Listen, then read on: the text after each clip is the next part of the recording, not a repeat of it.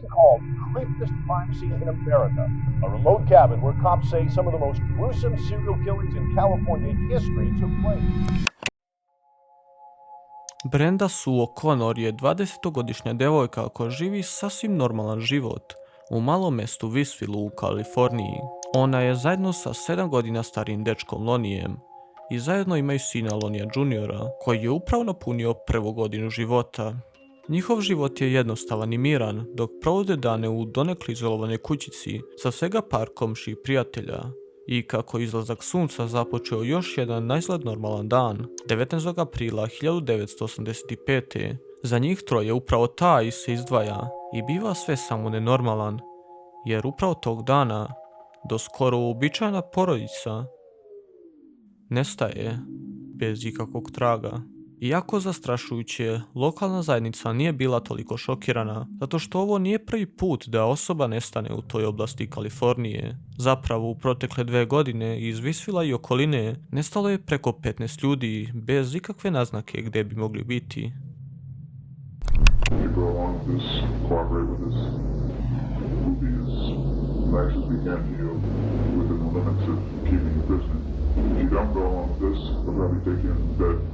Tie you down, shoot you and bury you. Sorry, thank you.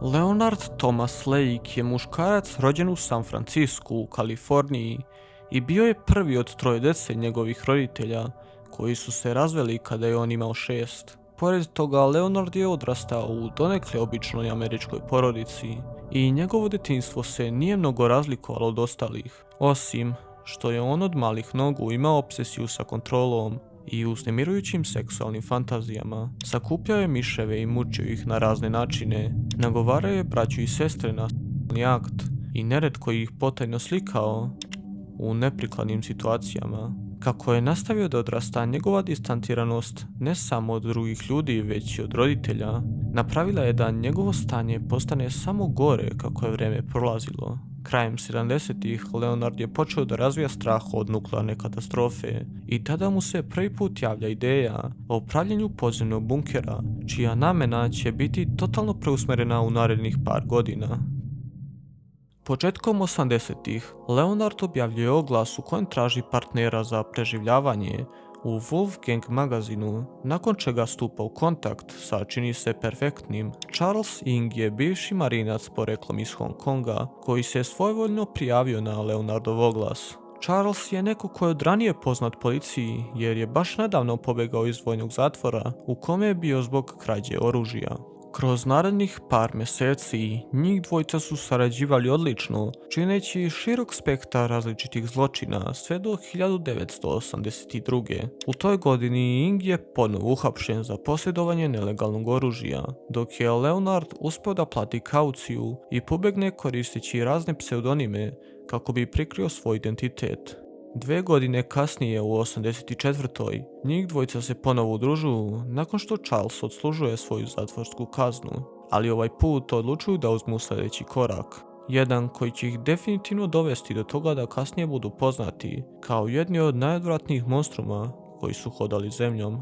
Iste godine Leonard se seli u izolovanu kolibu, pored koje njih dvojica počinju da prave svoj podzemni bunker, koji dobija totalno drugu namjenu od originalno zamišljene. Ubrzo bunker je počeo da se puni ilegalnim i ukradenim oružjem i od tog trenutka svaka nada da oni okrenu bolji list u životu se kompletno izgubila, jer je Leonardovo mentalno stanje postalo mnogo mračnije nego što možete uopšte da zamislite.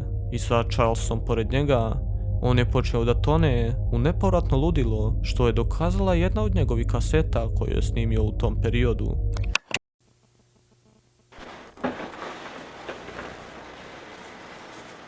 Good evening.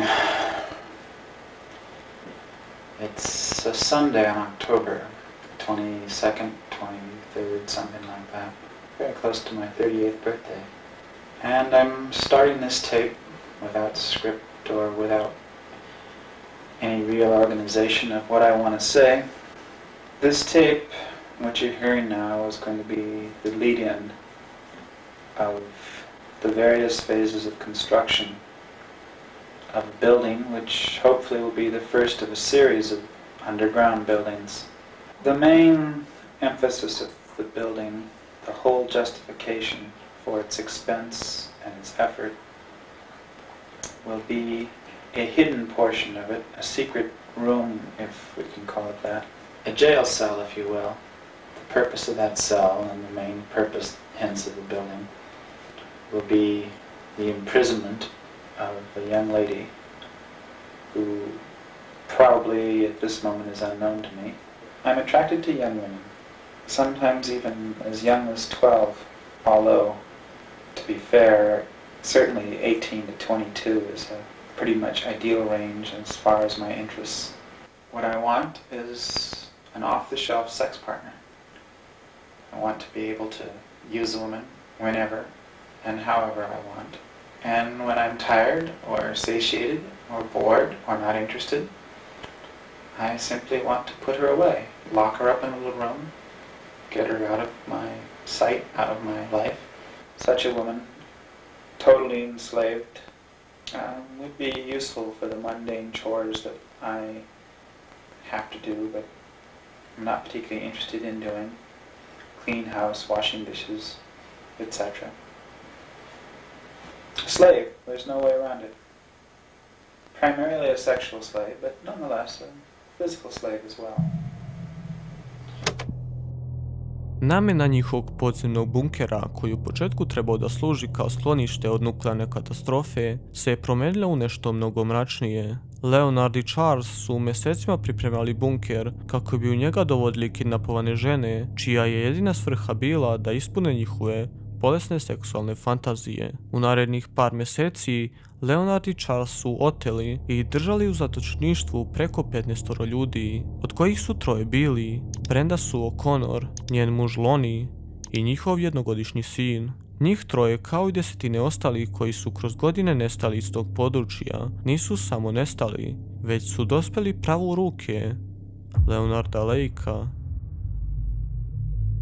Charles i Leonard bi ih prvo opljačkali, onesvestili i zatim odveli u njihov bunker. Unutra oni bi ubili muškarce jer su im predstavljali fizičku prijetnju, dok bi ženama i djeci dali 2 opcije koje imaju posve isti ishod. Možeš biti ubijena ili možeš dvojici da služiš kao rob, u bukvalnom smislu. 2. juna 1985. Charles i Leonard se nalaze u gvožđari u San Francisku sa ciljem da je opljačkaju i ukradu par stega i ostalih alata. Radnici su ubrzo primijetili da se dvojica ponašaju čudno i da Charles pokušava da krišom ukrade nešto.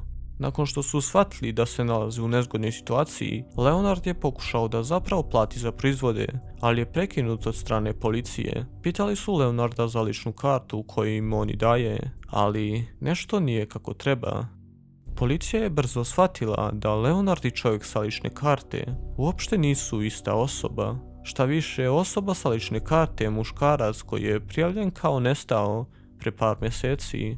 Nakon inspekcije njegovog auta otkriveno je da tablice uopšte ne pripadaju njemu. Ceo identitet Leonarda Lakea bio je lažan. Obojica su uhapšeni na licu mesta. Charles je odmah odveden u zatvor, dok Leonard u sobu za ispitivanje, gdje je ostavljen sam na svega par minuta, ali to je bilo dovoljno jer samo moment kasnije policija ga pronalazi mrtvog u istoj sobi.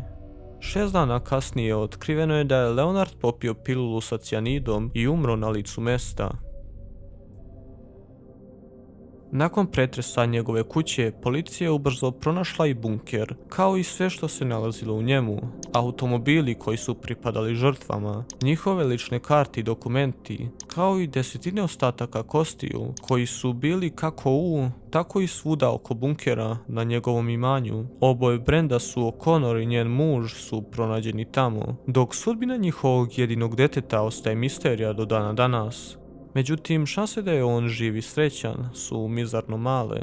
Ali da je to bar najgori deo. Dok su istraživali bunkere, policija je pronašla mapu koja pokazuje označenu lokaciju. Na lokaciji zakopane kofe u kojima se nalaze VHS kasete. Sati mučenja, i apsolutnog uništavanja ljudske osobe na najgore moguće načine se nalazilo na njima. Reći da je mjesto zločina bilo zastrašujuće je apsolutno podcjenjivanje. Ako desetine ljudskih ostataka zakopanih u kofama nije zastrašujuće, sadržaj kaseta itekako jeste, toliko da je policija odbila i striktno zabranila bilo kakvo javno objavljivanje snimaka.